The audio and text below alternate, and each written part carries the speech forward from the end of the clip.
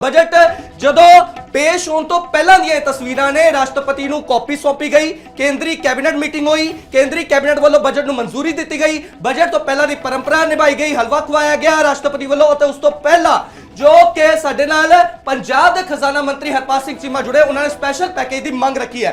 पर हुण महज अद्धे घंटे बाद पिटारा खुलेगा, यानी कि जो एक तरीके ना कहा जा सकता है खुलेगा पिटारा, किसका चमकेगा सितारा, इससे सब दी नजर टिकिया हुई ने। तो राजीव जी किस तरीके तुम देखते हो कि इस बजट को लैके जो टैक्स पेयर्स को उम्मीदा तो है, पर एक जिक्र हो रहा है कस्टम ड्यूटी का, कहा यह भी जा रहा है कि इस बारी सरकार कस्टम ड्यूटी घटा सकती है। राजीव जी ਦੀ ਰਿਕੁਆਇਰਮੈਂਟ ਹੈ ਕਸਟਮ ਡਿਊਟੀ ਜਿਹੜਾ ਘਟਾਉਣਾ ਹੈ ਉਸ ਦੀ ਇਸ ਵੇਲੇ ਰਿਕੁਆਇਰਮੈਂਟ ਇਸ ਕਰਕੇ ਹੈ ਕਿਉਂਕਿ ਕਸਟਮ ਡਿਊਟੀ ਦੇ ਨਾਲ ਘਟਣ ਦੇ ਨਾਲ ਮਹਿੰਗਾਈ ਦੇ ਉੱਤੇ ਫਰਕ ਪਏਗਾ, ਮਹਿੰਗਾਈ ਘਟੇਗੀ ਔਰ ਲੋਕਾਂ ਨੂੰ ਕਿਤੇ ਨਾ ਕਿਤੇ ਸਸਤੀਆਂ ਚੀਜ਼ਾਂ ਮੁਹੱਈਆ ਹੋਣਗੀਆਂ। ਇਹ ਜ਼ਿਕਰ ਕਰਨਾ ਬਣਦਾ ਇਸ ਵੇਲੇ ਕਿ ਪਿਛਲੇ ਬਜਟ ਦੇ ਵਿੱਚ ਵਿੱਤ ਮੰਤਰੀ ਨੇ 40 ਚੀਜ਼ਾਂ ਦੇ ਉੱਤੇ ਬੇਸਿਕ ਕਸਟਮ ਡਿਊਟੀ ਘਟਾਈ ਸੀ, ਜਿਨ੍ਹਾਂ ਦੇ ਵਿੱਚ ਮੈਂ ਜੋ ਪੜ੍ਹ ਰਿਹਾ ਸੀ ਵੀ ਮੈਡੀਸਨ ਸੀ, ਲੈਦਰ ਸੀਗਾ, ਮੋਟਰਸਾਈਕਲ ਸੀਗੇ, ਕ੍ਰਿਟੀਕਲ ਮਿਨਰਲ ਸੀਗੀਆਂ।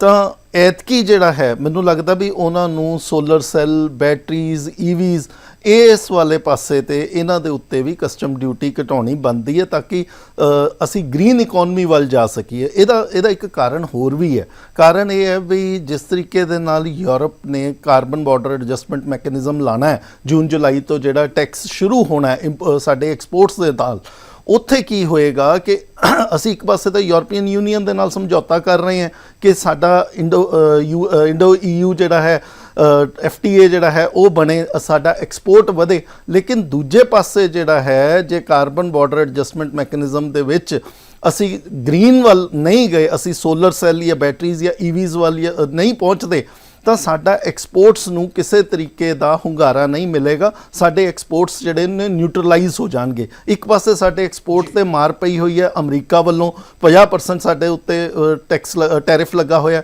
ਦੂਜੇ ਪਾਸੇ ਸਾਡੀ ਜਿਹੜੀ ਸਮੱਸਿਆ ਖੜੀ ਹੋ ਜਾਂਦੀ ਹੈ ਯੂਰਪੀਅਨ ਯੂਨੀਅਨ ਵੱਲੋਂ ਵੀ, ਤਾਂ ਸਾਡੇ ਲਈ ਇਹ ਰਸਤਾ ਜਿਹੜਾ ਹੈ ਬਣ ਸਕਦਾ। ਮੈਨੂੰ ਲੱਗਦਾ ਵਿੱਤ ਮੰਤਰੀ ਨੇ ਜ਼ਰੂਰ ਇਹਦੇ ਬਾਰੇ ਕੁਛ ਨਾ ਕੁਛ ਸੋਚਿਆ ਹੋਏਗਾ ਔਰ ਇਹਦਾ ਕੋਈ ਨਾ ਕੋਈ ਐਲਾਨ भी होएगा।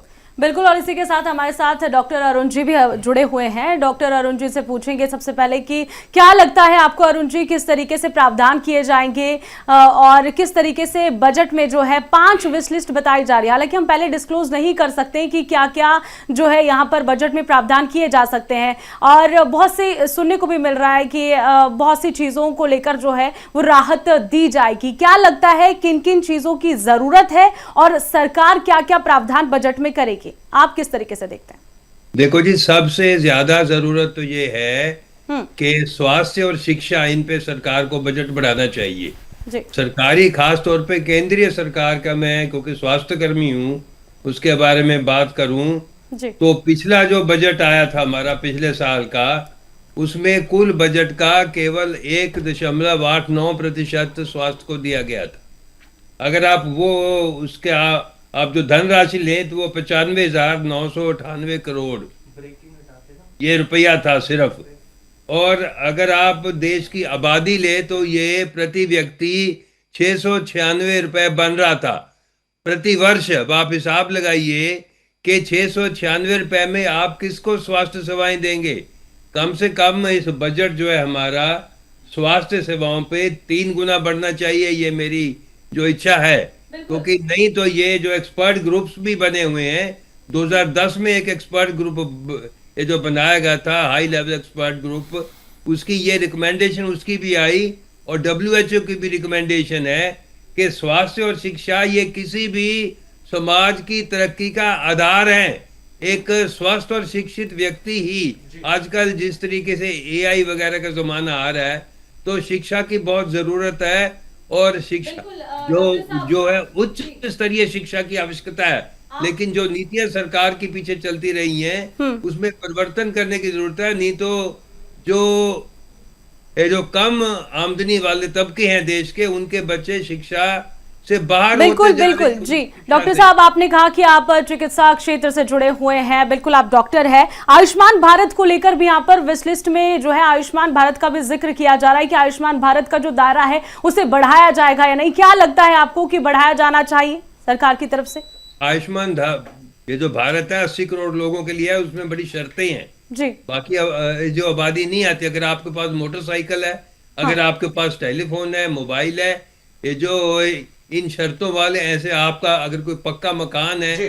तो आपके ये जो आयुष्मान नहीं लागू होता, इस सबको बदलने की जरूरत है। और आयुष्मान में स्वास्थ्य सेवाओं पे देखो, ये जो बीमा आधारित स्वास्थ्य सेवाएं हैं ये कभी भी सफल नहीं होती हैं। इसके लिए इसमें लोगों को बहुत कठिनाइयां होती हैं। जो लोग आयुष्मान जो भारत का ये जो प्रयोग करना चाहते हैं, जी। सरकार को सीधा निवेश करना चाहिए स्वास्थ्य सेवाओं पे, अपने अस्पतालों में सीधा निवेश करके स्वास्थ्य सेवाओं को सीधे लोगों तक पहुंचाना चाहिए। ਬਿਲਕੁਲ ਅਰੁਣ ਜੀ, जैसे ਸਾਡੇ कुछ ਨਾਲ बात ਲਗਾਤਾਰ करें ਰਾਜੀਵ ਜੀ ਵੀ तो ਜੁੜੇ ਹੋਏ ਨੇ। ਰਾਜੀਵ ਜੀ, ਮੈਂ ਸੌਖੀ ਭਾਸ਼ਾ 'ਚ ਜਾਨਣਾ ਚਾਹੂੰਗਾ ਕਿ ਜਦੋਂ ਵੀ ਬਜਟ ਪੇਸ਼ ਹੁੰਦਾ ਆંકੜਾ ਕੁਝ ਕਾਫੀ ਇੱਕ ਤਰੀਕੇ ਨਾਲ ਟਿਪੀਕਲ ਆંકੜਾ ਹੁੰਦਾ ਹੈ, ਅਤੇ ਜੋ ਆਮ ਆਦਮੀ ਹੈ ਉਹ ਸੌਖੀ ਭਾਸ਼ਾ 'ਚ ਸਿਰਫ ਇੰਨਾ ਹੀ ਸਮਝਣਾ ਚਾਹੁੰਦਾ ਹੁੰਦਾ ਕਿ ਕੀ ਚੀਜ਼ਾਂ ਸਸਤੀਆਂ ਹੋਈਆਂ, ਕੀ ਚੀਜ਼ਾਂ ਮਹਿੰਗੀਆਂ।